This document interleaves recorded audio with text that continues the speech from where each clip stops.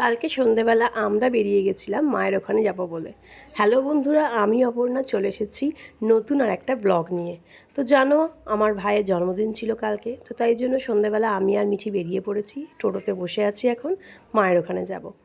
Happy birthday তো বল। Purse বানিয়েছে তোর জন্য, সর ওদিকে গিয়ে বস। বানিয়েছে বুঝলি তো বাবা, ওটা তোর মায়ের, ওটা তোর বাবার। ওটার ভেতরে কি আছে দেখ, ওটা তো এমনি নয়, এটার ভেতরে আয়নাটা কই খোলা যায় না? ওর ভেতরে আবার কিছু প্রিন্সেস ছবি। হ্যাঁ হবে তো।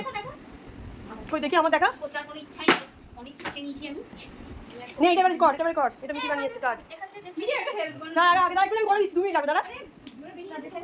দাঁড়া, লাইট পাকাটা অফ করতে হবে তো, পাকাটা অফ করতে দাঁড়া দাঁড়া দাঁড়া দাঁড়া না। এই দেখো জানো বাবা, এরকম ঘষ না, সোজা ভাবে ঘষ। হ্যাঁ ওদিকে ঘোর, ওদিকে ওদিকে ওদিকে। বাবা তার আগে নিভিয়ে দিয়েছে। সবার আগেই মামার জন্য বানিয়ে এনেছে বার্থডে কার্ড। এরম এরম ঘষ, এরম ঘষ। ও বাবা, এবার তাহলে কি করে চলবে? এই তো দাও দাও দাও, মাঝখানটাতে দাও। আর আগুন ঠিক আছে না কেন?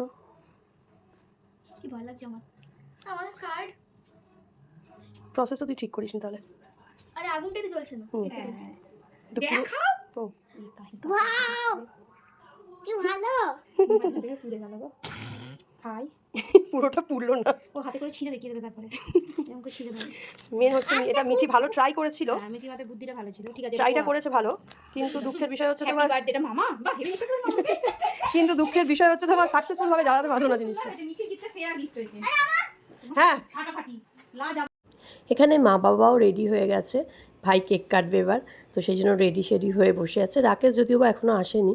এই কেকটা হচ্ছে ভাইয়ের অফিসের স্টাফেরা ভাইয়ের জন্য অ্যারেঞ্জ করেছিল অফিসে কাটার জন্য, কিন্তু আমার ভাইয়ের 2 দিন ধরে খুব শরীর খারাপ, জ্বর হয়েছে, সেই কারণে কেক ও অফিস যেতে পারেনি, আর সেই কারণে অফিসের কিছু স্টাফ মিলে চলে এসেছে বাড়িতেই। তো সেখানেই কেক কাটা হবে। এই যে ভাই বসে পড়েছে। একটা কেক তোমার ওর অফিসের স্টাফেরা নিয়ে এসেছে, আর একটা কেক ওর বস ওর জন্য পাঠিয়েছে। সেই কারণে আমরা বার্থডে কেক আনিনি, ওর ওই 2টো কেকই কাটা হয়েছে। যে দেখতেই পাচ্ছ সমস্ত অফিসের স্টাফ আসেনি, কিছুজন 7জন মতন ওর অফিসের স্টাফেরা এসেছে। এখন কেক কাটিং চলছে। Happy birthday to you, happy birthday to you, happy birthday dear bhai, happy birthday to you.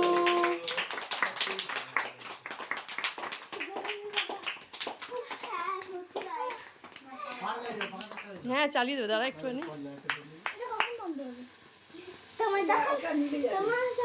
ক্যান্ডেলটা বিয়ে করে দে। ক্যান্ডেল জ্বলো, ক্যান্ডেল নেব না, ক্যান্ডেল নিয়ে যাবে, অটোমেটিক নিয়ে যাবে। পাপা যা, পাপা যা, ও তো ভিতু। আর এক পাপার কাছে যা একটু।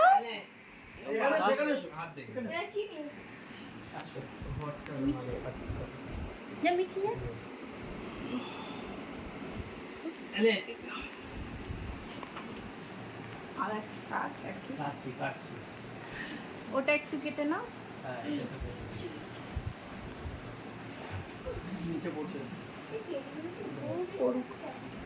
বাবা কি ধোঁয়া ধোঁয়া হয়ে গেল।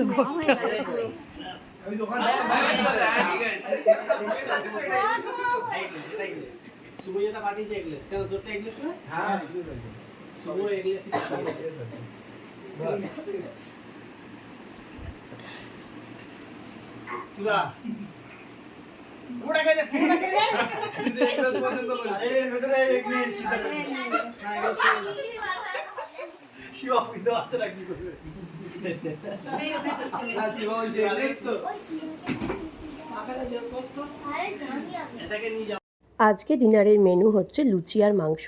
ভাইয়ের সবথেকে ফেভারিট হচ্ছে লুচি মাংস। ছোটোবেলা থেকেই মা ভাইয়ের জন্মদিনে লুচি মাংসই করে দিত।